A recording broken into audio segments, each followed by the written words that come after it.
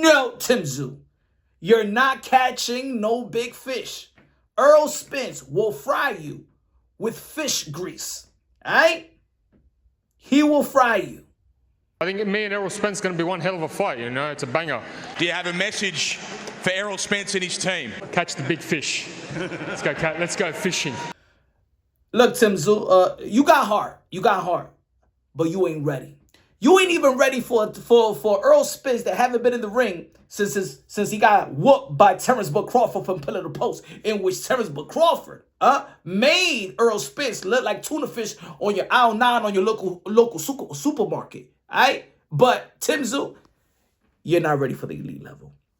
I believe that Tim Tszyu is always going to be a domestic fighter. You know what I'm saying? Like, again, I don't understand why people was trying to hype him up so much during when Jermell Charlo was doing his thing, and people was trying to shame Jermell Charlo with a Tim Tszyu, and then we see what happened to Tim Tszyu versus Fundora twice. We see what happened to Tim Tszyu versus Bakram, and I think that every elite fighter will be a Tim Tszyu. I mean, it'll be. I think that he will try hard. He'll be competitive. As a matter of fact, I still think that Keith von Tom Thurman will beat Tim Tszyu. Yeah, I still think that Keith Thurman will beat Tim Tszyu, even after Tim Tszyu beat Keith von Tom Thurman. I think. Look, I think that Errol Spence will beat him.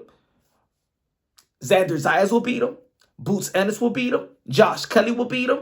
Virgil Ortiz will beat him.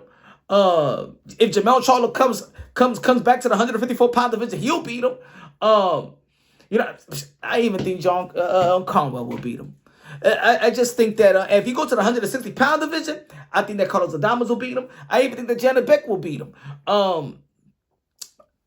I don't know, folks. I really don't think that Tim Tszyu is ready, but he's winning the fight. They both in the same, how you say, same side of the street with PBC and stuff like that. So it's easy to make that fight. I just don't think that he's ready. I don't think he's ready, but at the end of the day, it is what it is. He doesn't want to. This was a tune-up, and he acted like he don't want to tune-up. That he's ready to go straight for Errol Spence fight. We know that Errol Spence doesn't like any tune-ups as well. So he's gonna and we know how Errol Spence performed without a tune-up. So I think at the end of the day, I think it's a good fight. As a matter of fact, I believe that Tim Tszyu is gonna be a tune-up for Errol the True Spence for a big fight in the 154-pound division. As a matter of fact, I think that Tim Tszyu is gonna be a tune-up for Errol Spence. So he could fight maybe, you know, Jermell Charlo's calling out his friend Errol Spence, right? There could be a Virgil Ortiz fight. A Virgil Ortiz fight in Dallas Stadium. I think that would do good in Dallas. I think 60,000 plus will be in attendance out there in Dallas Stadium for Errol Spence and Virgil Ortiz, two Texas boy. I think the friendship and you know what I'm saying, friends turn to foe, Jermell Charlo, Errol Spence, that would be a good fight.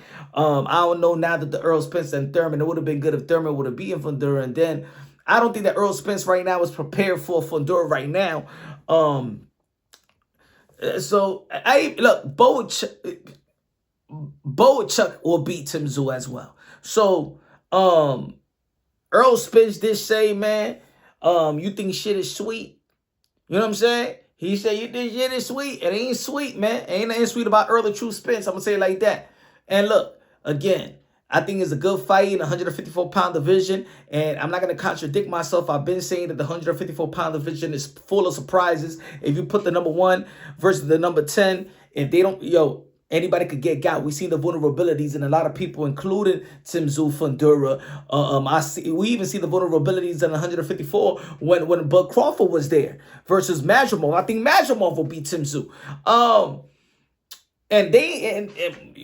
We can't even say that that's elite.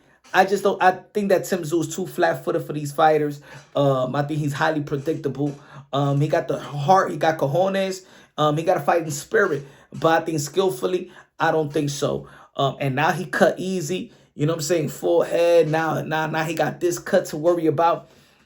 I don't think that he's ready right now for war. And I think it'll be a good stylistic fight for Tim Tszyu and for Errol Spence, because Errol Spence is a little bit flat-footed as well. But I think that his accumulation of punches and intelligence as well, his only blemish has been the Bud Crawford fight.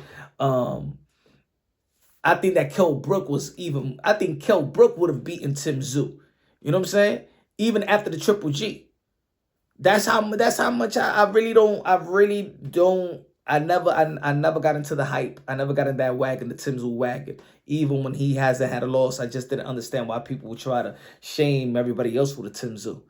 But that's the way hype works, I guess. Let me know what y'all think about this fight, Errol the True Spence versus Tim Tszyu. If it's going to be next, do you think that Errol Spence is prepared for Tim Tszyu? Do you think that Tim Tszyu is prepared for Errol Spence? Let me know what y'all think. Hey, it's good for the sport of boxing. The comeback story with Errol the True Spence. Tim Tszyu already got two wins under his belt after his loss versus Bakram. Let me know what y'all think. Let me know what y'all think. Subscribe to the channel. It's Punch Wrong Boxing, a.k.a. Mr. Moonshine himself. Love you. God bless, and on to the next.